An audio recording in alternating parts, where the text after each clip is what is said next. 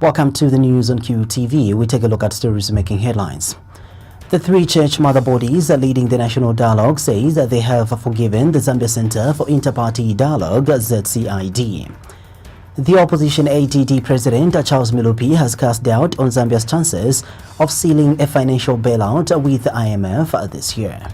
In other news in detail. The three church mother bodies leading the national dialogue say they have forgiven the Zambia Center for Inter-Party Dialogue, ZCID, for attempting to disrupt the dialogue process. The Zambia Conference of Catholic Bishops, ZCCB Secretary General Cleopas Lungu says that the church has forgiven the ZCID board several times over similar attempts. Father Lungu says that the ZCCB, the Evangelical Fellowship of Zambia, EFZ, and the Zambia and the Council Churches in Zambia, CCZ, are thus willing to work with not only the ZCID, but all other key stakeholders. He has told QTV News that the three church mother bodies are in this case already smoothly working with the presidents of political parties that constitute the ZCID.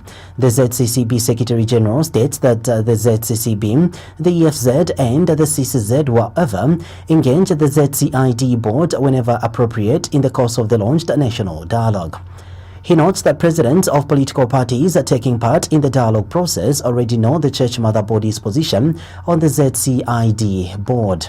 Father Lungu says that the ZCCB, the EFZ and the CCZ expect them to equally exercise their responsibility. He says with respect to different meetings in the course of national dialogue, the three church mother bodies will soon make an announcement. Minister of National Guidance and Religious Affairs Godfrey Sumaili says government is committed to ensuring that the national dialogue process is a success. Reverend Sumaili says that the Zambian people's expectations and aspirations are for effective discussions and engagement. Speaking in an interview with Zanis in Lusaka on Saturday, Reverend Sumaili states that there are many issues which need to be resolved during the national dialogue process. Reverend Sumaili has since called for commitment to resolving issues which are of priority to the Zambian people. Ms. Sumaili states that there is need to see a focused dialogue process in order to clear issues affecting the nation, especially before the 2021 general elections. She notes that there is need to focus on issues such as the electoral reforms, the constitution, among others. But the Young African Leaders Initiative YALI has charged that the national dialogue and reconciliation process, which is being spearheaded by the three church mother bodies, has already collapsed. Addressing a media briefing in Lusaka, YALI Executive Director Andrew Ntewewe said his organization is saddened and disappointed by the continued impasse between the three church mother bodies and the Zambia Center for Inter-Party Dialogue, ZCID, regarding the dialogue process. Mr. Ntewewe states that this is not surprising that the process has seemingly collapsed, as it was bound to happen because of lack of clarity on the nature of the dialogue and the overall objective of this process. He says that the launch of the process on Friday lacked key stakeholders like the ruling Patriotic Front, PF, adding that this is the confusion that has made the process to fail. Mr. Ntewewe has called on President Edgar Lungu to call for a meeting at State House with all stakeholders to discuss the way forward. The process has collapsed. Unless you want us to be going backwards and believing that this process is still alive, who is going to make it become alive? How long are we going to wait for the process to be alive? What I have indicated here is the fact that we have been talking about dialogue. First of all, the issue was about who was going to lead. First of all, there was the issue of Commonwealth. No, not Commonwealth, it's ZCID. No, from ZCID, it's a church. In November, you saw that there was a communique, some form of agreement. And people thought, okay, here is an opportunity. And what has happened along the way? From the communique issued, the disharmony, the lack of cooperation between the church and ZCID has continued. Right now, as we are talking, there's a complete standoff between the church and ZCID. Do you know why we are not surprised? It's because this process is not legislated. It's not legislated. No wonder the nature is hazy. You don't have a conduct in terms of how the dialogue is supposed to be done. Does it have any legal backing? It doesn't have any legal backing. For instance, you spend 3 years going around and talking on this public talk show called the dialogue. What mechanism are there to say that what you discuss at the dialogue is enforced in Parliament? Is there any such mechanism? Zero. Nil peoro. So the nature of the dialogue is not known. The key agenda, key objective, at the end of the day, what is the objective? Ni challenge and getting out of this dialogue at the end of the day, it's not known. If you talk about reconciliation, how do you get 64 people in one room and say reconcile? How? And Ms. Ntewewe has called on Minister of Justice, Given Lubinda, to expeditiously publish and table the Constitution Amendment Bill as was initially intended by the government. We want to remind ourselves that in June of 2018, government was ready to table the Constitution Amendment Bill. If you remember, the President had to direct the Minister of Justice to say, don't table the bill, so that we give dialogue a chance. But time is of essence. The country cannot stand on a standstill, cannot be on a standstill. The country should stand still and wait for the dialogue, which has no clear agenda, no clear thematic areas, for 3 years, 3 solid years. But dialogue. Our core as a Young African Leaders Initiative is that government should not abdicate its responsibility of the reform process. We therefore demand that the Minister of Justice must expeditiously, quickly publish and table the Constitutional Amendment Bill in Parliament. We demand that the Minister of Justice must quickly publish and table the Constitutional Amendment Bill in Parliament. We have been lagging behind. You know, our friends in other countries are serious, they're doing other things. In Zambia, you want us to be talking about dialogue. Children are going to be born very soon, they'll be called dialogue. The Opposition Alliance for Democracy and Development, ADD President Charles Milupi, has cast doubt on Zambia's chances of sealing a financial bailout with the International Monetary Fund, IMF, this year. Mr. Milupi has observed that Zambia has now become a highly indebted country to the extent of exceeding its borrowing capacity. In an interview, Mr. Milupi has told QTV News that his concern, however, is that the loans that the Zambian government has contracted have not been used to create capacity in the economy. Mr. Milupi states that he is therefore doubtful that Zambia will be able to pay what it owes in foreign debt when payment is due. In his view, this also explains why the IMF equally seems unwilling to lend the Zambian government any money. He adds that the ADD leader says that besides over borrowing, he suspects that the IMF could also be putting into consideration the alleged high levels of corruption in the country. He states that he is thus not surprised with the panic that government is now showing by overtaxing citizens in order to raise the money it hoped to borrow from the IMF. The IMF, who are the principal lenders of multilateral funds, seem unwilling to engage with the Zambian government for the simple reason that we are overborrowed and for the corruption that we see around. So with uncertainty on donor funding and also external loans to the extent of 30% of the budget, we now see the government panicking and they're turning into the population to try to squeeze the money out of poor people. You see those that drive vehicles, all of a sudden there are cameras where speed fines are sent on your phones, where you don't even know where you broke the law, whether you drove recklessly or not. Sales tax, which is a tax on every commodity, that is going to come. So we see that this underfunded government, because they have not grown the economy, turning into the people. Secretary to the Cabinet, Roland Msiska, has assured the country the announced austerity measures by government will not affect the implementation of the decentralization policy. Dr. Msiska says there are other issues that impede the implementation of this policy other than the issue of money. He has, however, told QTV News that the transfer of authority from the central to the local government is a complex exercise with or without austerity measures in place. Dr. Msiska states that in his view, it is a legal issue in the Republican Constitution and people's resistance to change that could be standing in the way of the decentralization policy. He states that these are the issues he thinks need to be resolved as the government dissolves its authority.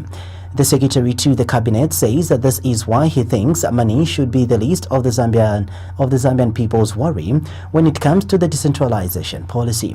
He notes that, for example, setting up a new district does not need more than 4 civil servants in the initial stages of supervising the construction of infrastructure.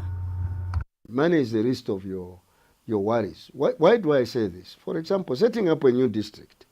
The British used to set up a new district with 4 workers. Because initially when you are creating a new district, there are no buildings there, there are no roads. So initially, the people you are sending there are just to supervise the works before you can bring in people. At that point, because a full-fledged district, for example, I can tell you, on average has 3,000 civil servants. But when you are starting, even 4 will do, because they're just supervising. In fact, I think under the latest, what I've gotten from MDD, that's our Management Development Division, is about 78 from 3,000. So in reality, that aspect of work will progress because there are tools to be developed, methods to be developed, and capacity building of the people we're dealing with. Money. Government has continued its engagement initiative with key stakeholders on economic affairs. The Ministry of Finance has disclosed that recently a team of government held an information exchange session with the Catholic Archbishop of Lusaka, Alec Banda, at the Pope Square in Lusaka. The team comprised of State House spokesperson Amos Chanda, Ministry of Finance Permanent Secretary Mokuli Chikuba, and Ministry of Finance spokesperson Chileshe Kandeta. Among the topics discussed were the 2019 budget, fiscal discipline, and debt management. Archbishop Banda commended the government team for the initiative and further recommended that the act of engagement be transformed into a quarterly event. Export-Import Bank of India, Exim Bank Managing Director David Rasquinia has hailed Zambia as one of the best countries to do business with in Africa. Mr. Rasquinia has also praised the Indian government for choosing Exim Bank as a conduit for financing projects in achieving India-Africa mutual cooperations. And Mr. Rasquinia says Exim Bank has funded infrastructure projects in Zambia, such as the congestion of road project that is now taking shape in Lusaka. He has since urged Indian investors seeking to invest in Africa to consider his bank for financial assistance to fund their projects. The Exim Bank Managing Director was speaking when he addressed Africa Day in Gujarati, India summit, which has attracted cabinet ministers, diplomats, and captains of industry from Africa. Zambia's High Commissioner to India, Judith Kabichimpanga, also attended the summit. This is according to a statement released by First Secretary, Press and Tourism at the Zambian Mission in New Delhi, India, Bangwe Navili. Delighted to welcome you to our offices to see how we can work together. And please, for those of you who are in India, let me assure you we're not just here in India. We are present on the ground in 3 places in Africa: Addis Ababa in Ethiopia, Johannesburg in South Africa, and Abidjan in Cote d'Ivoire. So we are not just sitting here at our desks, we are there on the ground, we are there ready to help you in your efforts.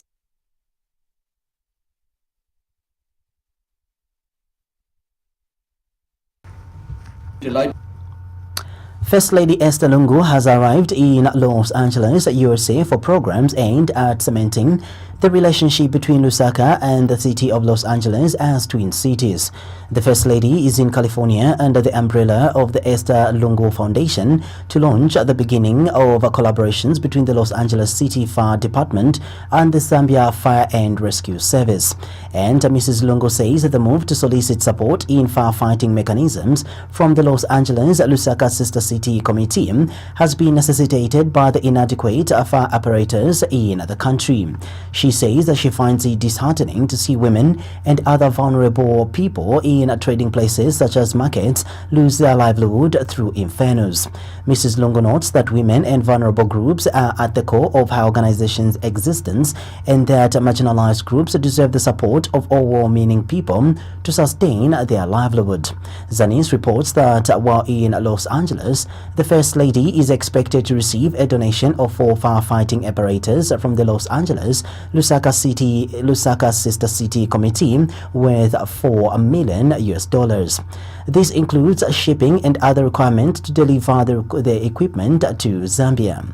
And the Ministry of Local Government Permanent Secretary Amos Malupenga has praised First Lady Esther Lungu for her relentless efforts to have the fire apparatus come to Zambia. The Zambia Revenue Authority ZRA Commissioner General Kingsley Chanda has disclosed that the authority's total financing for 2019 stands at 900 million kwacha. Mr. Chanda says that the 900 million kwacha will be used to finance various programs and the general running of the authority throughout the year. He says that some of the programs that will be catered for in the 900 million kwacha include enforcement and remuneration activities. Public information, the total financing for ZRI in 2019 is about 900 million kwacha, yes.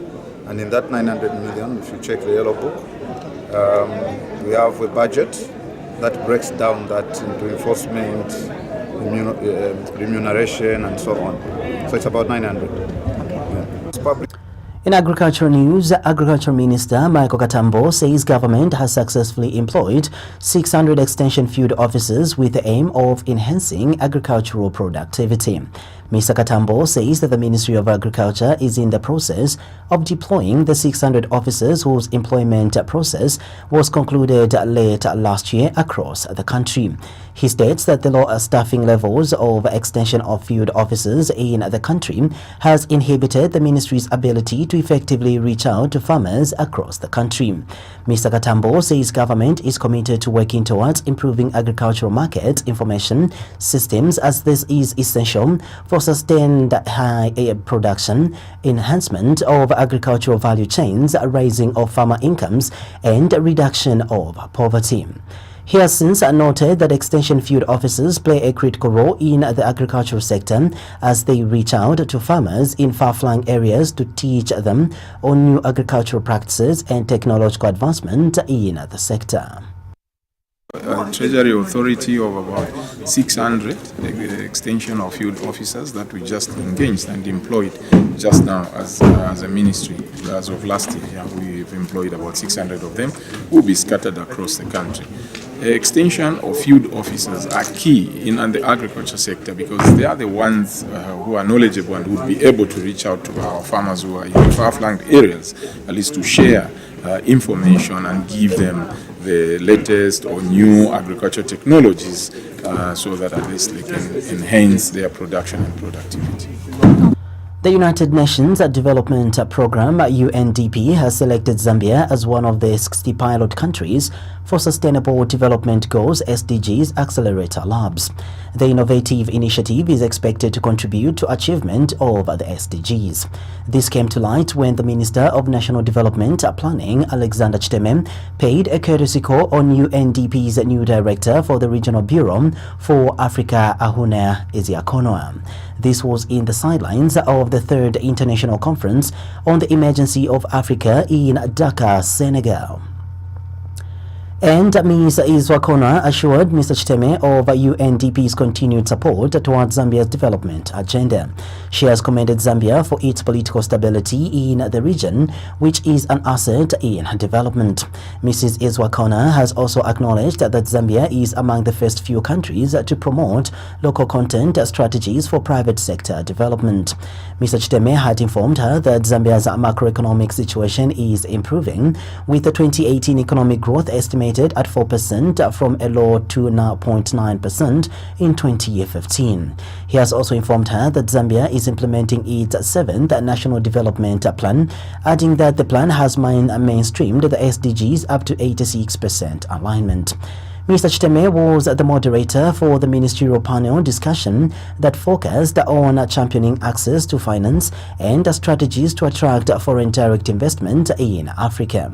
This is contained in a statement made available to Q News by Ministry of National Development Planning spokesperson Chibaula Silwamba.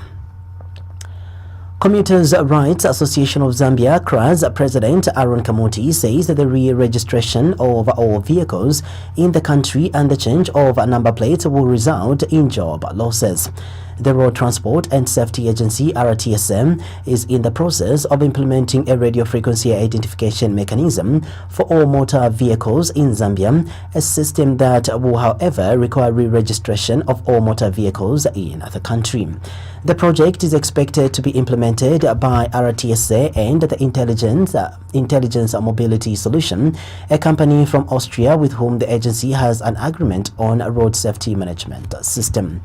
But Mr. Kamuti believes that there is still time for RTSM to consider using local firms to implement the project if need be, as using a foreign company is likely to lead to job losses for those working for local firms in the area of number plate installations. He has charged that the radio frequency identification mechanism and change of number plates will not help bring sanity on the roads, as what is needed is enhancements in enforcing rules and regulations for the roads. Now we have January, where there is a proposal still coming from the same company which brought in these cameras, that they are changing the plate numbers and on all the vehicles. And if you look at the population of the vehicles we have in our country, we have about 750,000 vehicles registered by RATSA on our roads. Now, we are changing all these number plates, bringing the state-of-the-art number plates, which the same company who's providing cameras have brought in.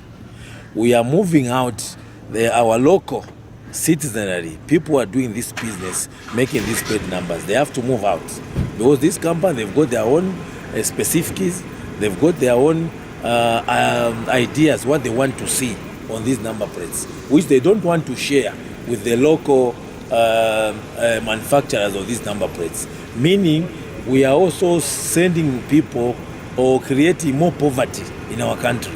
So in the actual sense, changing number plates will never bring sanity on our roads.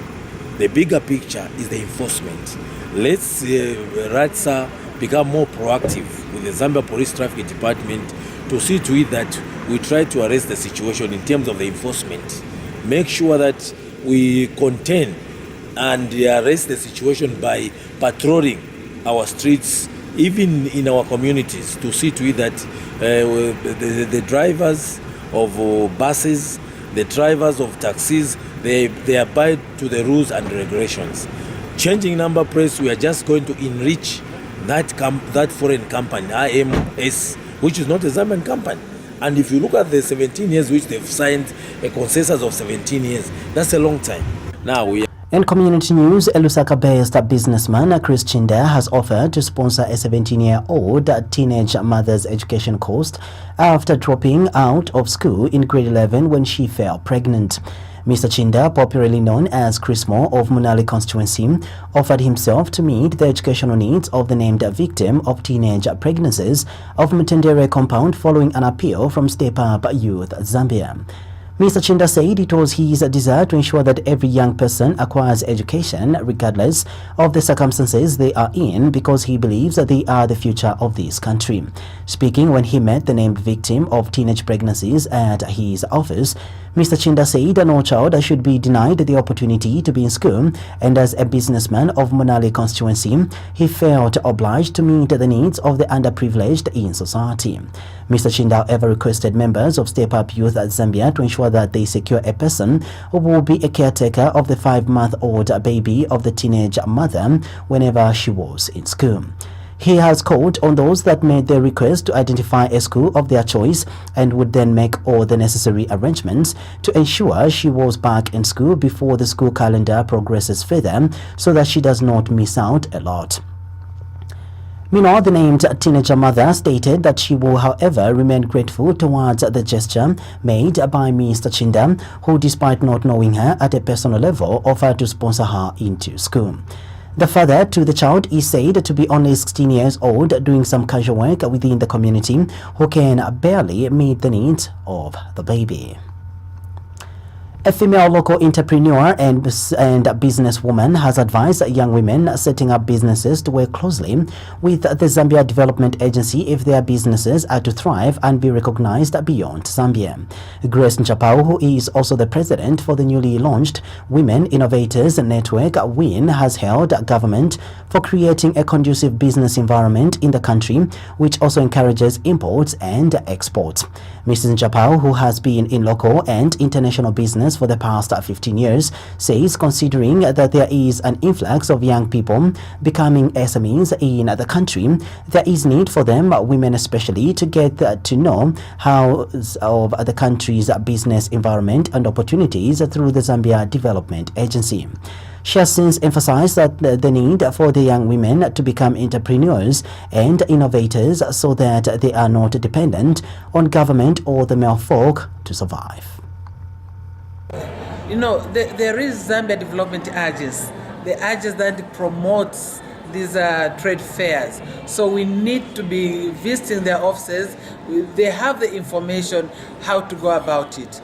And the current situation, I think the government is doing its best. The environment is good. And you know, don't forget that Zambia is the hub of peace.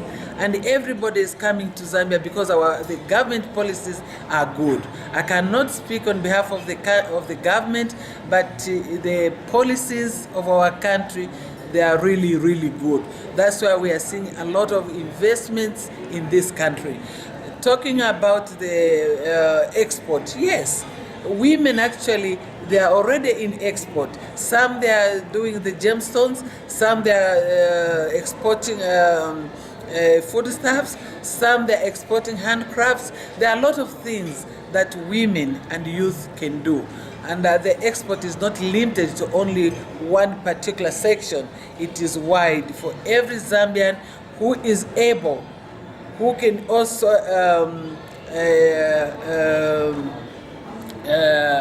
be in a position to say, I will take it up myself. I want to go to United States and take the Zambian food, so that we are also known. There are some countries which are desert countries. They need food. So it is upon ourselves as a country and women and youth to take that challenge and be also on the world map. On that note, we end the news, but before we go, a recap of stories making headlines in our news. The three church mother bodies leading the national dialogue say they have forgiven the Zambia Center for Inter-Party Dialogue ZCID board. And the opposition ADD President Charles Milupi has cast doubt on Zambia's chances of sealing a financial bailout with the IMF this year. Thank you for watching.